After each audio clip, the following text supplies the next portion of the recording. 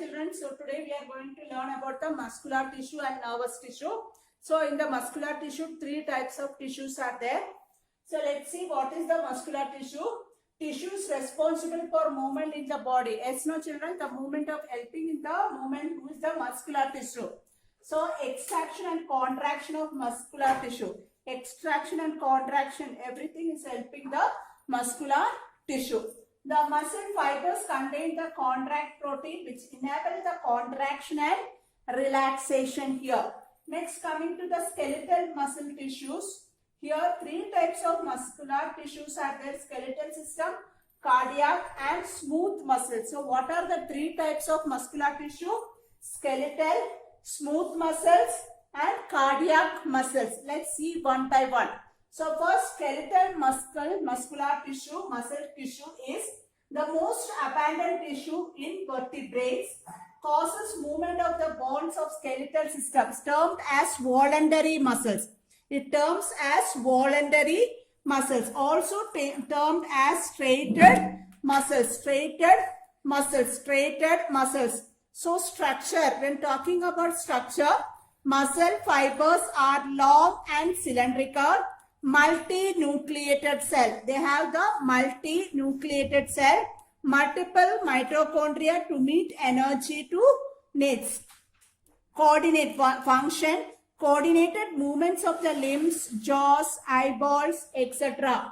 So, what is the skeletal muscles are voluntary muscles. Skeletal muscles are voluntary muscles, termed as voluntary muscles and also termed as striated muscles. So, their structure, if you see the structure of that, muscle fibers are long and cylindrical shape and multinucleated. We can see so many nucleus in that cells and multi-mitochondria to meet the energy to needs. The function, they want to coordinate the movement of the limbs, jaws, eyeballs, etc. So what are the function? To coordinate the movement of the limbs, jaws and eyeballs. So next, coming to the smooth muscle tissue, controls involuntary muscles. So that is involuntary muscles, movement of body system, that's termed as involuntary muscles. So also termed as unstriated muscles. So see children, what is the skeletal muscles and striated muscle? Your smooth muscle tissues are unstriated muscles, and the structure, when talking about the structure of the smooth muscle tissue, they are spindle shaped cells, means thin, elongated with the pointed ends. Elongated with the pointed ends means uninucleated. We can see only one nucleus in the smooth muscle tissue. Next, coming to the function, movement of the food along the digestive tract, alimentary canal, stomach, intestine, contraction and relaxation of the blood vessels. So wherever the alimentary canal, you know, it is starting from the mouth to the anus, and stomach, intestine and contraction and relaxation of the blood vessel. Once again I will say your skeletal muscles are called voluntary muscles, but the smooth muscles are involuntary muscles, and here is the striated muscles. In the smooth muscles are unstriated muscles. So next, coming to the cardiac muscles, we can see the cardiac. Cardiac means heart. We can see at the heart, termed as the heart muscles. Unique muscles found only in the walls of the heart. In the heart only we can see the cardiac muscle. In any other place of the body you cannot see the cardiac muscle. Where you can see cardiac muscle? Inside the walls of the heart. So responsible for the rhythmic contraction and relaxation of the heart throughout the life, means pumping, the relaxation and contraction of the heart. Who is helping? Cardiac muscles are helping. So this structure, if it is an involuntary muscles, involuntary, without our wish it will work, without our wish. This is voluntary. With our wish only it will work. The skeletal muscles means we want to move, we will take. Otherwise, it will not want. If we don't want to move this, we will not move. But it is, these both are involuntary muscle. Without our permission, they are moving. They are doing the movement. Heart, with their heart pumping will not ask our permission whether my heart will pump or not. No. Every time, in each minute, each second, the heart is going pumping. The relaxation and contraction, who is helping? The cardiac muscles. So this is involuntary muscles. So is uninucleated. What are the uninucleated? Here smooth muscles are uninucleated and the cardiac muscles are uninucleated. When coming to the skeletal muscles are multinucleated. So I will draw the columns of both the three differences and I will explain you. Okay. Okay, children. So what is in short, we can see what is the difference between the three muscles: skeletal, smooth, and cardiac muscle tissue. See, straighted. The skeletal muscles are straighted. Here, smooth are unstraighted, and cardiac are straighted, but not so prominent. We cannot say straighted also, unstraighted also. So here, skeletal muscle tissues are voluntary. Your smooth muscle tissues are involuntary. Cardiac muscle tissues are involuntary. So next, coming to the structure, the skeleton are long cylindrical cells and smooth are spindle shaped cell. Your cylindrical branched cell. So these are the structure in this.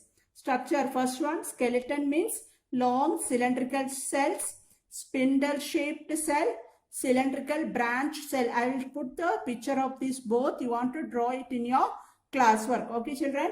Next, coming to the here, multinucleated, uninucleated, and here also uninucleated. Okay, these are the short, what is the difference between the skeletal muscle tissue, smooth muscle tissue, cardiac muscle tissue. Next, coming to the end of the chapter, last nervous tissue. Last nervous tissue in the animal tissue we are going to learn. Nervous tissue, the main component which constitutes the nervous tissue: brain, spinal cord, peripheral. So brain here, and back from the back the spinal cord will go, and peripheral, all the nerves are there, nervous system. And speciality of the nervous tissue. What is the special in the nervous tissue from other tissue? Means cells of the nervous tissues are highly specialized to respond to stimuli. Means if you touch any cold subject, suddenly you will understand that it's very cold. If you touch any hot subject, if you touch the hot pan, suddenly you will take off your hand. The stimulus response to stimuli. Plants also response to stimulus is there. For example, touch me not, and the sunflower plant will grow direct to the sun. That's all. Plants also is there. Next, they are transmitting the stimulus very rapidly from one place to another within the body. Within 1 second, 1 second also they don't want to send the message rapidly from brain to parts of the body. That is the duties of nervous tissue. When you go to grade 10, you will learn about the nervous tissue. Okay. So structure of neuron, nervous tissue. How the structure will look like this? They have three main parts. Cell body. This is the cell body. This part is called axon, and this part is called dendrite. Again, this nervous tissue, not only one in our body. So many numerous nervous tissues are connected here. One connected to dendrite. This connecting system will call it as synapse. Then here one dendrite again connecting to there, again connecting. So millions of neurons are there in our body. So what are the main part? Cell body, dendrites and axon. Cell body, axon, dendrites. These are the main parts of the neuron. So what is the cell body? Inside the cell body you can see that nucleus, cytoplasm, cell organelles are there. In the dendrites, short, thin, air-like structure you can see arising from the cytoplasm. Helps in the communication between the neuron. This is helping the communication. Axon, single long thin structure arising from the cytoplasm, helps in the communication. See, this part cell body and this part is axon, and from the axon dendrite again connecting to the one more dendrite. Again, like that, so many neurons are connecting and going. How the train bogies are connected, no? Same way, the thousands and millions of neurons are connected in our body to send the message from brain to the different parts of our body. So once again, I'll repeat the quick recap. We'll do what and all we learned in the tissue lesson. First, we learned about the plant's tissue. What is the plant tissue we learned? Meristematic tissue and permanent tissue.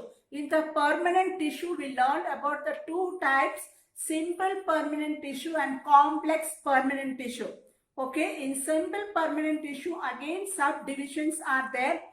Sclerenchyma, collenchyma, aerenchyma, and the complex permanent tissue, the xylem and phloem. Then coming to the animal tissues, we learned the different types of animal tissue.